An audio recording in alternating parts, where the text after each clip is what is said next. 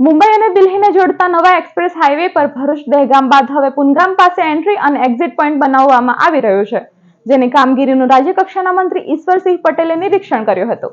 National highway authority of India દ્વારા અંકલેશ્વરના પુનગામ નજીક એક્સપ્રેસ હાઈવેની એન્ટ્રી અને એક્ઝિટ અપાયા બાદ વધુ એક મહત્વપૂર્ણ નિર્ણય લેવામાં આવ્યો છે.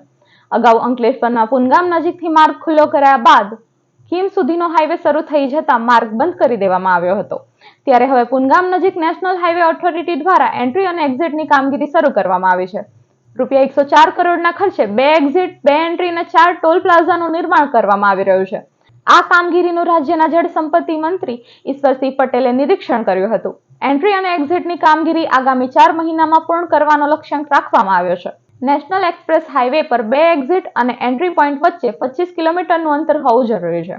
ભરૂચમાં દહેગામ પાસે એન્ટ્રી અને એક્ઝિટ પોઈન્ટ હોવાથી ત્યાંથી 25 કિલોમીટર દૂર સુધી એન્ટ્રી અને એક્ઝિટ પોઈન્ટને મંજૂરી મળી શકે તેમ ન હતું.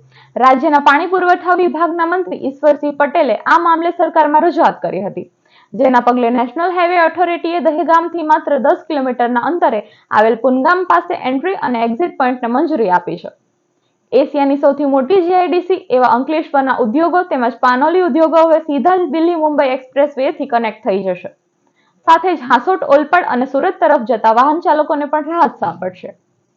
આદરણીય દેશના યશસ્વી પ્રધાનમંત્રી આદરણીય શ્રી નરેન્દ્રભાઈ મોદી સાહેબ, દેશના ગૃહમંત્રી આદરણીય શ્રી અમિતભાઈ શાહ સાહેબ અને કેન્દ્રીય માર્ગ મકાન મંત્રી આદરણીય શ્રી નીતિનભાઈ ગડકરીજીના સાનિધ્યમાં આ નેશનલ હાઈવે 4 એટલે કે ભારતમાલા દિલ્હી મુંબઈ એક્સપ્રેસ વે જે બની રહ્યો છે, એમાં જનરલી 25 કિલોમીટરે એન્ટ્રી એક્ઝિટ આપતા હોય છે.